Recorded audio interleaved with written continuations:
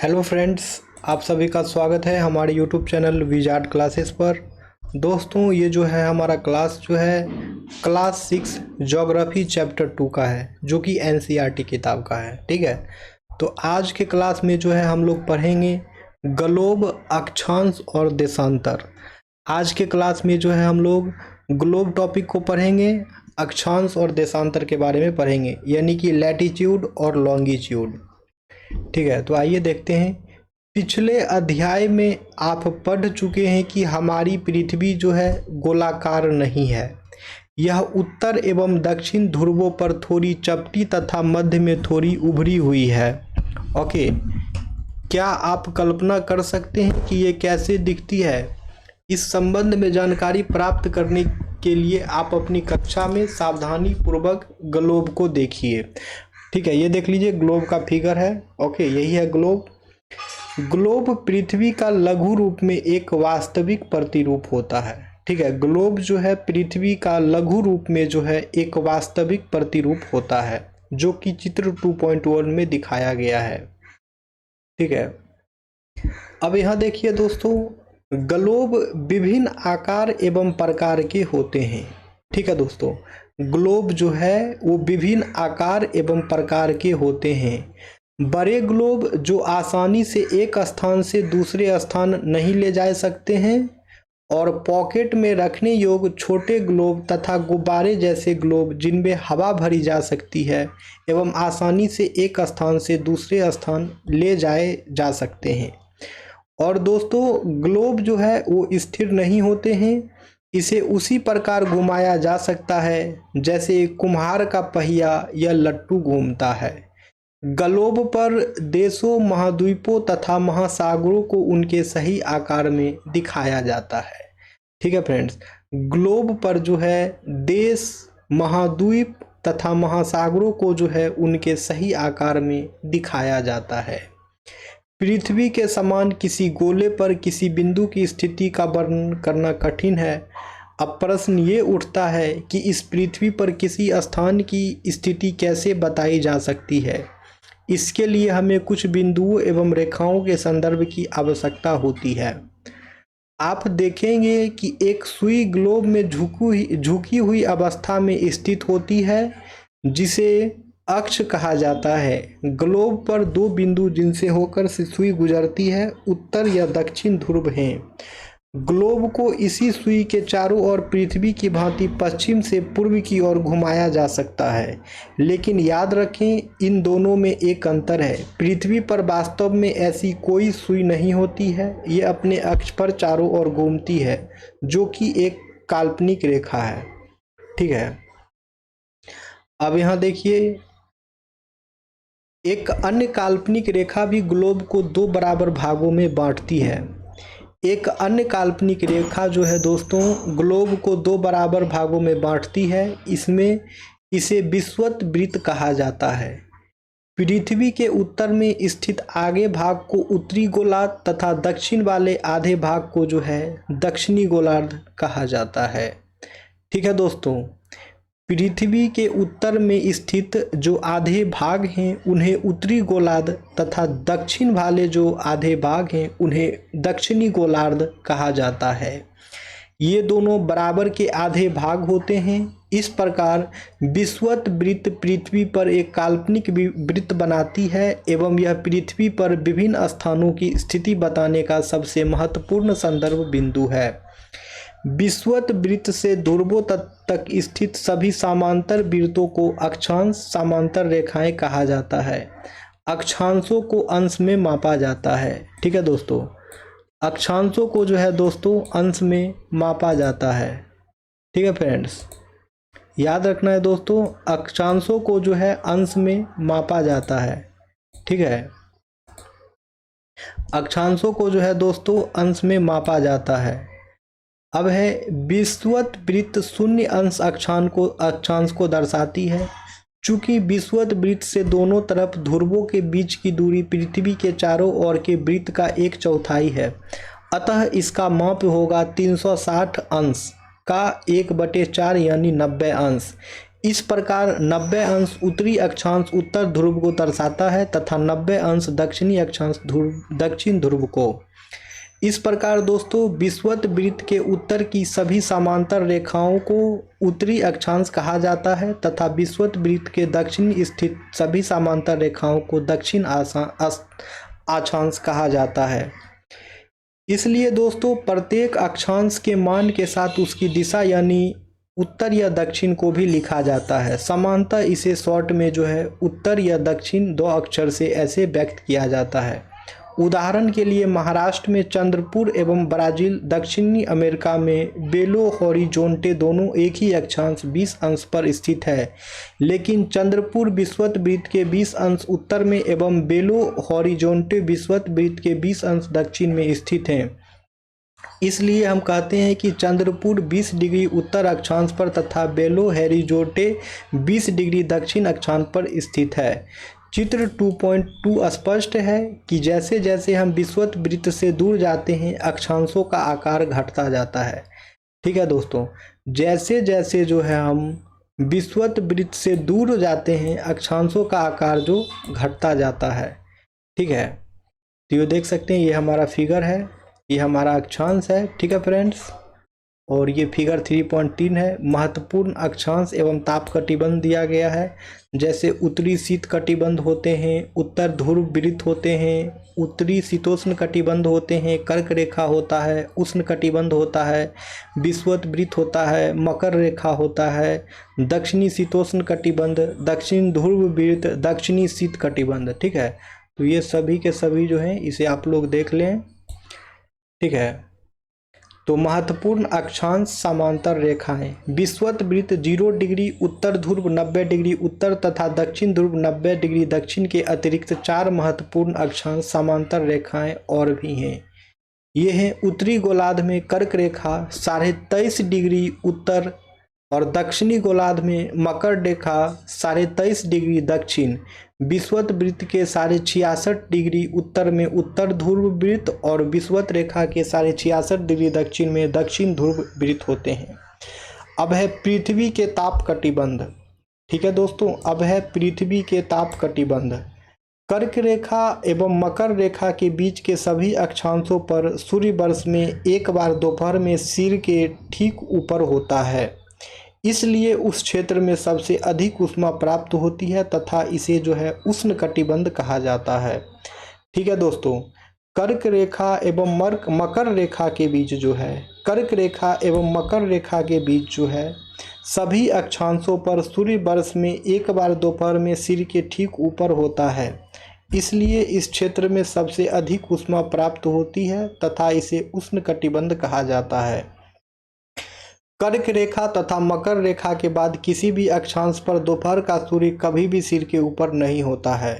ध्रुव की तरफ सूर्य की किरणें तिरछी होती जाती है। इस प्रकार उत्तरी गोलार्ध में कर्क रेखा एवं उत्तर ध्रुव वृत्त तथा दक्षिणी गोलार्ध में मकर रेखा एवं दक्षिणी ध्रुव वृत्त के बीच वाले क्षेत्र का तापमान मध्यम रहता है, इसलिए जो है इन्हें शीतोष्ण कटिबंध कहा जाता है। अब है दोस्तों उत्तरी गोलार्ध में उत्तर ध्रुव वृत्त एवं उत्तरी ध्रुव तथा दक्षिणी गोलार्ध में दक्षिण ध्रुव वृत्त एवं दक्षिणी ध्रुव के बीच के क्षेत्र में ठंड बहुत होती है, क्योंकि यहाँ सूर्य क्षितिज से ज़्यादा ऊपर नहीं आ पाता है। ठीक है दोस्तों, इसलिए जो है ये शीत कटिबंध कहलाते हैं। ओके फ्रेंड्स, अब है देशांतर क्या है। ठीक है दोस्तों, अब जो है हम लोग पढ़ेंगे देशांतर क्या है। ठीक है, अब जो है हम लोग पढ़ेंगे देशांतर क्या है। किसी स्थान की स्थिति को बताने के लिए उस स्थान के अक्षांश के अतिरिक्त कुछ और जानकारियों की आवश्यकता भी होती है। आप देख सकते हैं कि प्रशांत महासागर में स्थित टोंगा द्वीप एवं हिंद महासागर में स्थित मॉरिशस द्वीप एक ही अक्षांश 20 डिग्री ठीक है पर स्थित हैं, 20 डिग्री दक्षिण में स्थित हैं। उनकी यही स्थिति जानने के लिए यह पता करना होगा कि उत्तर ध्रुव को दक्षिण ध्रुव से जोड़ने वाली संदर्भ रेखा से पूर्व या पश्चिम की ओर इन स्थानों की दूरी कितनी है। इन संदर्भ रेखाओं को देशांतरीय यामोत्तर कहते हैं तथा उनके बीच की दूरी को देशांतर के अंशों में मापा जाता है। प्रत्येक अंश को मिनट में तथा मिनट को सेकेंड में विभाजित किया जाता है।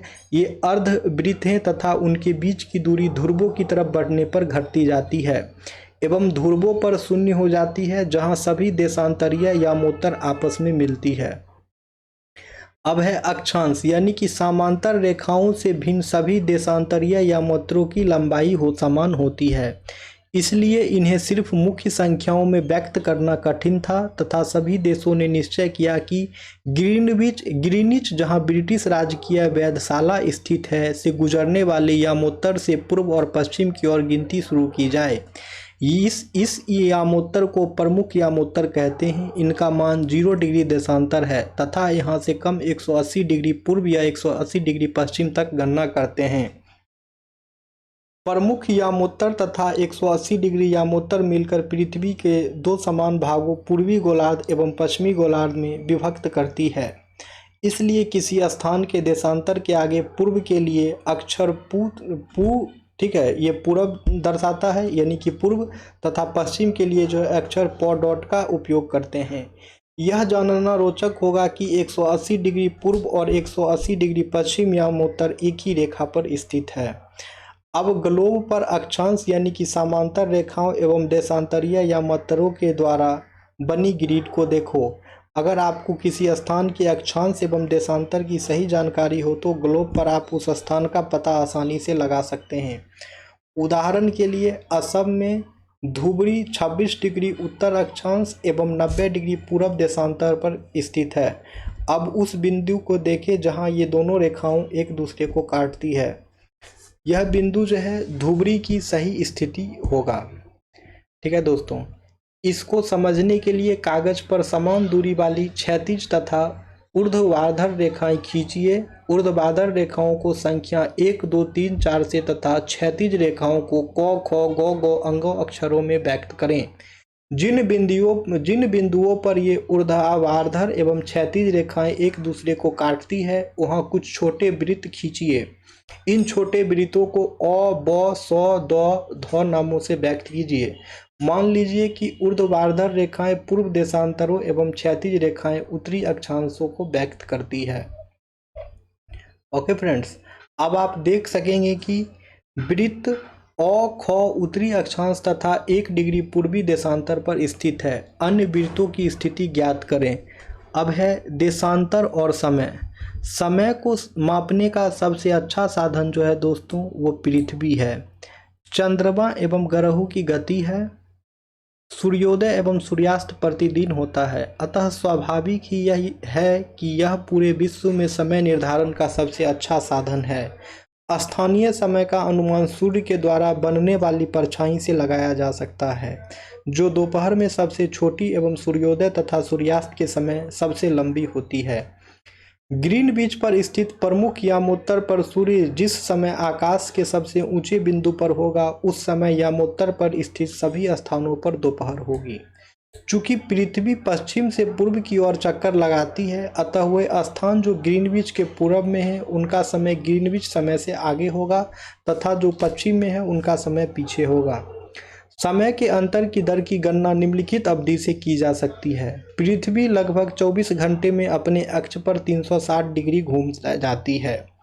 पृथ्वी जो है दोस्तों लगभग 24 घंटे में अपने अक्ष पर 360 डिग्री घूम जाती है, अर्थात वह 1 घंटा में 15 डिग्री एवं 4 मिनट में 1 डिग्री घूमती है। इस प्रकार जब ग्रीनविच में दोपहर के 12 बजते हैं तब ग्रीनविच से 15 डिग्री पूर्व में समय होगा 15 × 4 = 60 मिनट, अर्थात ग्रीनविच के समय से 1 घंटा आगे अर्थात वहाँ दोपहर का 1 बजा होगा। लेकिन ग्रीनविच से 15 मिनट पश्चिम का समय जो है ग्रीनविच समय से 1 घंटा पीछे होगा, यानी वहाँ सुबह के 11 बजे होंगे। इसी प्रकार जब ग्रीनविच पर दोपहर के 12 बजे होंगे उस समय 180 डिग्री पर मध्य रात्रि होगी। किसी भी स्थान पर जो है जब सूर्य आकाश में अपने उच्चतम बिंदु पर होता है दोपहर में, उस समय घड़ी में दिन के 12 बजते हैं। इस प्रकार घड़ी के द्वारा दिखाया गया समय उस स्थान का स्थानीय समय होगा। आप देख सकते हैं कि दिए गए देशांतरीय यामोत्तर पर सभी स्थानों का स्थानीय समय समान होता है। हम मानक समय क्यों मानते हैं? ठीक है दोस्तों, अब हम लोग पढ़ेंगे कि हम मानक समय जो है क्यों मानते हैं। अलग अलग यामोत्तर पर स्थित स्थानों के स्थानीय समय में अंतर होता है। उदाहरण के लिए बहुत से देशांतरों से होकर गुजरने वाली रेलगाड़ियों के समय सारणी तैयार करना कठिन होगा। भारत में गुजरात के द्वारिका तथा असम के डिब्रूगढ़ के स्थानीय समय में लगभग 1 घंटा 45 मिनट का अंतर होगा। इसलिए यह आवश्यक है कि देश के मध्य भाग से होकर गुजरने वाली किसी यामोत्तर के स्थानीय समय को देश का मानक समय माना जाए। इस यामोत्तर रेखा के स्थानीय समय को पूरे देश का मानक समय माना जाता है। भारत में 82.5 डिग्री पूरब, ठीक है, 82.5 डिग्री पूरब को मानक यामोत्तर माना गया है। इस यामोत्तर के स्थानीय समय को पूरे देश का मानक समय माना जाता है। इसे भारतीय मानक समय के नाम से भी जाना जाता है। कबीर भोपाल के निकट एक छोटे से नगर में रहता है। वह अपने मित्र आलोक से कहता है कि वे लोग आज रात्रि में नहीं सो पाएंगे। भारत एवं इंग्लैंड के बीच एक क्रिकेट मैच लंदन में 2 बजे अपराह्न में शुरू होगा। अर्थात भारत के समय अनुसार मैच शाम के 7:30 बजे शुरू होगा तथा देर रात्रि में समाप्त होगा। क्या आप जानते हैं कि भारत एवं इंग्लैंड के बीच समय में क्या अंतर है? भारतीय ग्रीनविच के पूर्व 82.5 डिग्री पूरब में स्थित है तथा यहाँ का समय जो है ग्रीनविच समय से 5.5 घंटा आगे है। इसलिए जब लंदन में दोपहर के 2 बजे होंगे तब भारत में शाम के 7:30 बजे होंगे।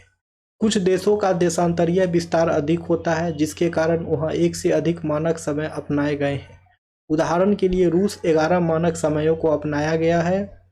ठीक है, उदाहरण के लिए रूस में जो है 11 मानक समयों को अपनाया गया है। पृथ्वी को 1-1 घंटे वाले 24 समय क्षेत्रों में बांटा गया है।